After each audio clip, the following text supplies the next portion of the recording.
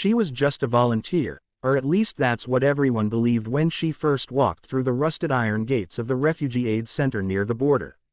Her clothes were simple, her hands often covered in dust and dried mud, and her eyes carried the tired calm of someone who had seen suffering but chosen not to look away. No uniform marked her rank, no badge hinted at authority. To the soldiers stationed nearby, she was another civilian trying to help in a war that had already swallowed too many lives. They called her ma'am politely, sometimes dismissively, assuming she was there to distribute food, bandages, and comfort before returning to the safety of a quiet home far from the front lines. They had no idea that her name was already written deep inside the history of that war, inked into letters stained with blood, smoke, and sacrifice. Her days began before sunrise.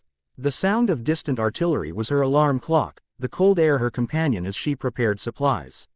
She spoke softly to children who no longer cried because they had forgotten how, and she listened patiently to old men whose stories repeated themselves because memory was the only thing they still owned. She never talked about herself. When asked why she volunteered, she would smile faintly and say she wanted to help where she could.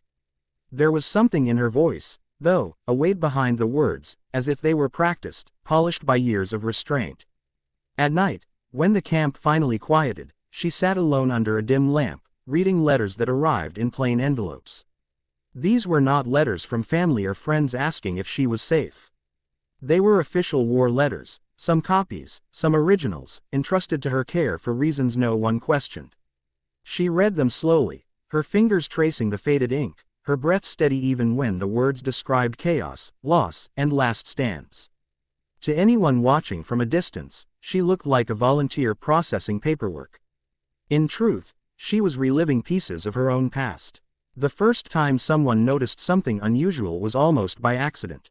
A young lieutenant, newly assigned and still idealistic, was helping organize records when he saw her name repeated across several documents. It wasn't common for a civilian volunteer's name to appear in military correspondence, especially not in letters marked with high-level clearance from years earlier. At first, he assumed it was a coincidence. Names repeat, after all. But the more he looked, the more patterns emerged. Her name wasn't just mentioned in passing. It appeared in accounts of strategic decisions, evacuation orders, and even battlefield rescues. Always the same name, always written with a tone of respect, sometimes awe. Curiosity gnawed at him, but protocol and common sense told him not to pry. Still, the seed had been planted. He began to observe her more closely. The way she moved when explosions echoed closer than expected, calm and efficient. The way soldiers, even hardened veterans, seemed to straighten unconsciously when she addressed them, as if responding to a command they didn't realize they recognized. She never raised her voice, never asserted authority, yet things happened when she spoke. The truth unfolded not in a dramatic revelation but through quiet accumulation. Another officer recognized her name from an old briefing. A medic remembered hearing stories during training about a civilian operative who coordinated evacuations under fire. A retired commander, visiting the camp briefly, froze when he saw her signing a supply log. His hand trembled as he saluted her without thinking, then quickly corrected himself, embarrassed. She returned the gesture with a small nod, nothing more. That was when the whispers started. People spoke in low tones, careful not to be overheard, piecing together fragments of a legend they thought was exaggerated. Years ago, during the darkest phase of the war, there had been a figure who operated without rank or official title, moving between units, negotiating ceasefires for humanitarian corridors, extracting wounded soldiers when missions had failed. She had been listed as a liaison, an advisor, sometimes simply as present. Her real contributions were buried in letters meant for commanders' eyes only. Letters that credited her with saving hundreds, maybe thousands, of lives.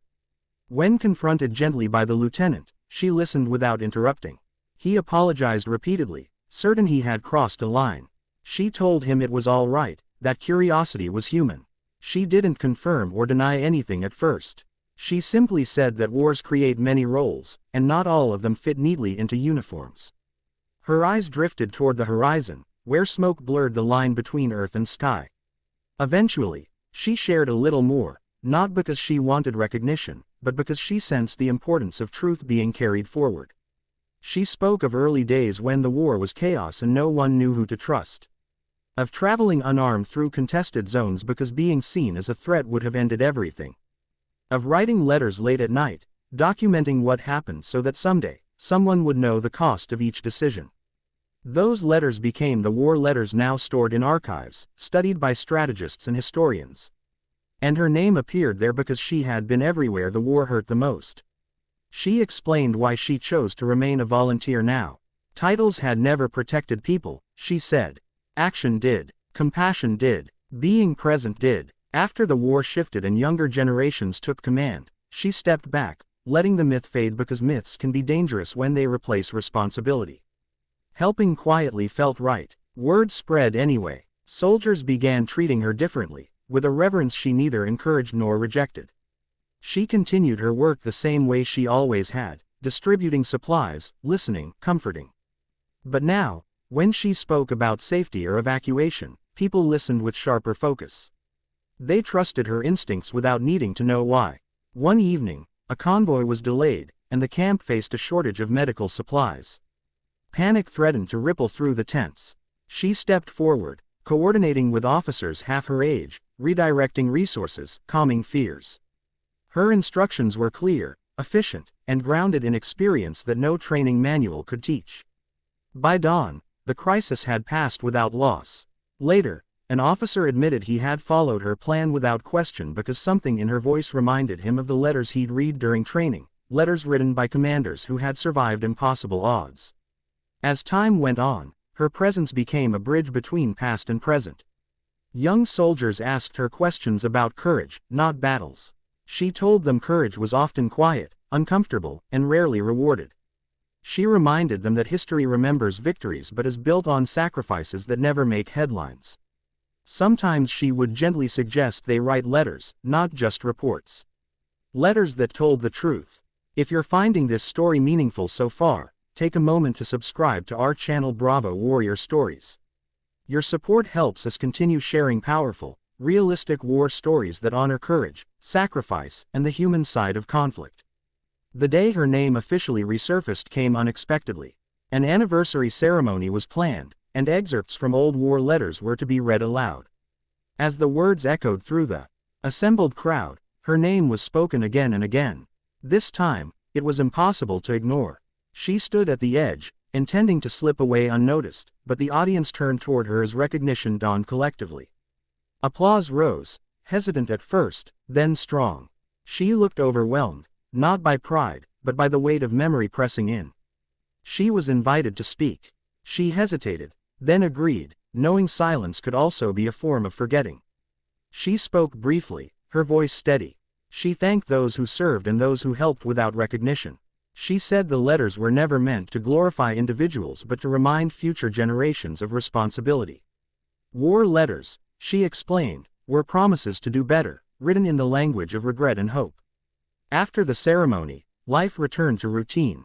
She was still a volunteer. Children still tugged at her sleeves. The camp still needed food, medicine, and patience. But something had changed. People understood that history doesn't always wear medals. Sometimes it carries boxes, listens to grief, and keeps going long after applause fades. When she finally left the camp months later, there was no grand farewell. Just quiet handshakes, hugs, and nods of respect. She disappeared the same way she had arrived, without fanfare. But her story remained, preserved not just in letters but in the people she touched, the lives she saved, and the example she set. She was just a volunteer until her name appeared in the war letters. And even then, she chose to remain just that, proving that true heroism doesn't need a title to matter.